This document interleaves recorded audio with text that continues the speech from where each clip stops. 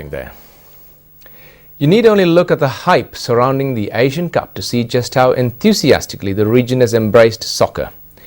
But in Australia, the national sport of Aussie rules football has so far failed to attract the country's Asian communities. In the Australian Football League, today there's only one player of Asian heritage.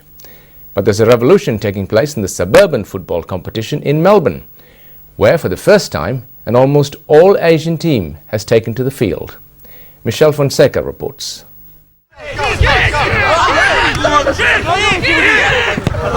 It could be any suburban football ground in Melbourne, with players doing battle on field and coaches screaming advice from the sidelines. But in a 150-year-old sport, these men are the new pioneers, the first Asian team in a game Asian Australians have so far been largely missing from. Our guys are passionate, they've only, for the last year or so, a lot of them have only started playing footy this year. So their passion, you can really see the passion when they play football. This is the first year the Elgar Park Dragons have played in the local competition. Get it out of defence and kick it long down to our forward line. Try Toy is the driving force behind the team, inspired in part by his own bittersweet experiences as a teenager. I was a little kid running around and, it was a little bit hard for, I think, the Western guys to understand, that there's this little Asian kid running around playing footy and doing okay. So it was a little bit tough. You get called names and everything else. That's why other teammates like Sian Ear stayed away from the game. He felt he'd never fit in with the Australian football culture, which seemed macho and foreign to him. I come from a neighbourhood where it's all Asians and and it's easier for me. But when you go into a football club, you have bigger guys who come from different backgrounds. They speak differently, they eat differently. Of course, it's intimidating. As well as harbouring their own doubts, most players faced another bigger battle with their parents. Andrew Doe's mum and dad were happy for him to play sports like lacrosse, but weren't so keen on Australian rules, a game notorious for high injury rates. Just seeing it on TV, how rough it is, you have to sort of reassure them that, the league you're playing in isn't going to be, and the guys aren't going to be as big. Like other teammates, Try Toy also had to convince his parents his studies wouldn't suffer. Being an Asian background, there's a lot of emphasis on academics. Your parents want you to grow up as a doctor or an engineer or a lawyer or something, but they don't understand how important it is for you to grow outside your academics. Despite the barriers, Try Toy felt sure there were plenty of young men like him who'd be interested in joining it.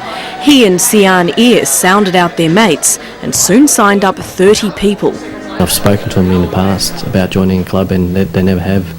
And it wasn't until we started the Dragons that they actually did come out of their shells.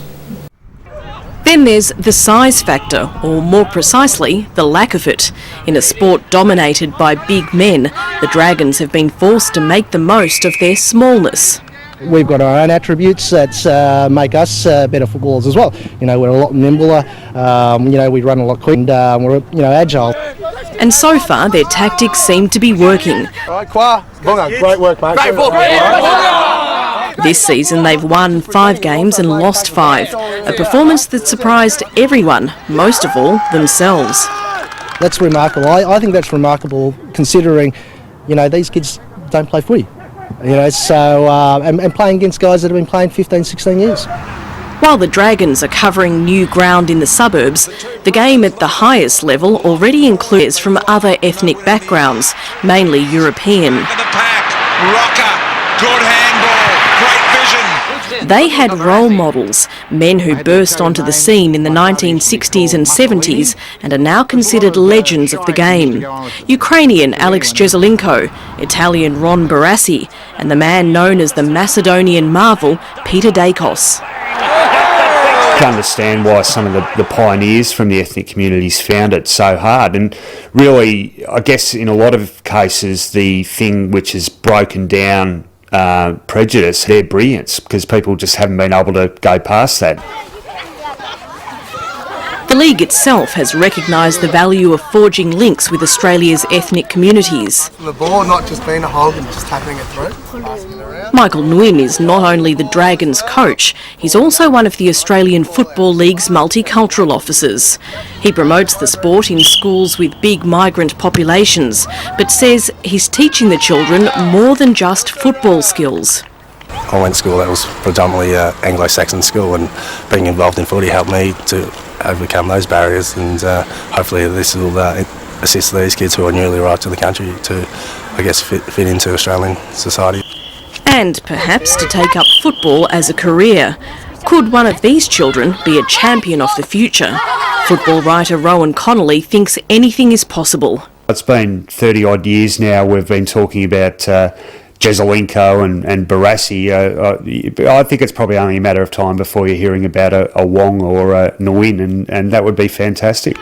A tantalising thought, but Sian Ear, for one, isn't aiming quite that high. He'd just be happy for the Dragons to celebrate a few more wins this season. I've seen the guys from day one, so I know where they've come from, and I know how much hard work they've put in. So I'm extremely proud of them. They've come a long way, and I hope they continue. Michelle Fonseca reporting there. And that's our programme for. I'm Edmund Roy. Join me again at the same time tomorrow for another edition of Asia Pacific Focus. Thanks for watching, and good night.